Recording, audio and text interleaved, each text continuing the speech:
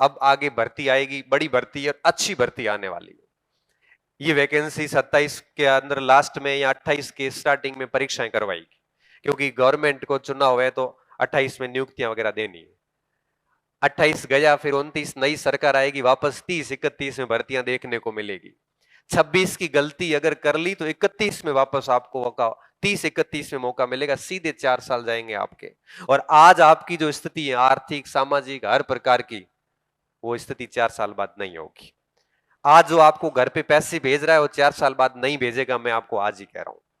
आज अगर आप सिंगल हो और घर पे पढ़ने के लिए आपको अटेम्प्ट दिया है तो 4 साल बाद आप डबल हो जाओगे, वैवाहिक जीवन में प्रवेश करना पड़ेगा। अगर वैवाहिक में है तो आपकी चीजें और आगे बढ़ेगी, और आज वाली स्थिति 4 साल बाद नहीं रहती। कई बार ऐसी स्थिति आती है कि पैसे देने वाले भी पीछे टूट जाते हैं कि भाई मेरे पास नहीं है, और ऐसे लोगों को मैंने देखा है। मेरे सामने मैंने उन बच्चों को देखा है जो पहले बहुत बढ़िया तरीके से पढ़ाई कर रहे थे, कुछ गलतियां करी, फेल हुए, घर वालों ने हाथ निकाल दी, अब 6-6, 7-7 घंटे की जॉब करते हैं और उसके साथ पढ़ रहे हैं। मैंने ऐसी बच्चियों को देखा है कि घर वालों ने शादियां कर दी, बच्चे हो गए, अब बैठी है, पढ़ने की इच्छा खूब है, लेकिन करे क्या। जिंदगी अवसर बहुत कम देती है, और अगर आप उस अवसर को ठीक तरीके से नहीं बुनाते हैं तो आप इस फील्ड से आउट हो जाओगे और आपको पता ही नहीं चलेगा आप कब आउट हो गए हो।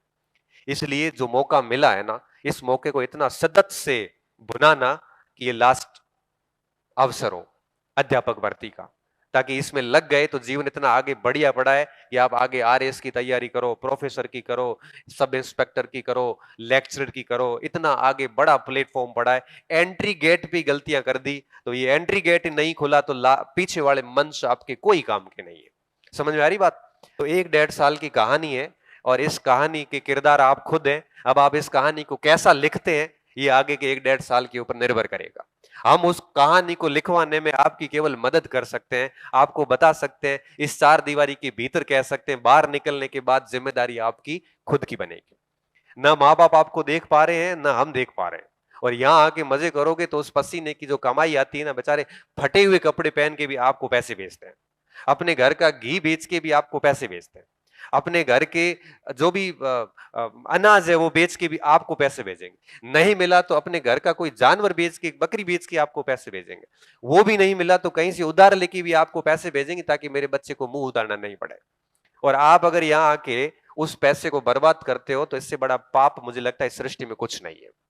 तो एटलीस्ट यहाँ आते हो तो अपने माँ बाप के पैसे को और उम्मीदों को बर्बाद मत करना, ये बहुत बड़ा पाप है। अगर आप उनकी उम्मीदों के अनुसार काम नहीं कर पा रहे हो तो अभी वापस चले जाना, कह देना कि देखो मेरे बस की बात नहीं, और मैं आपके पैसे और उम्मीदें बर्बाद नहीं करना चाहता।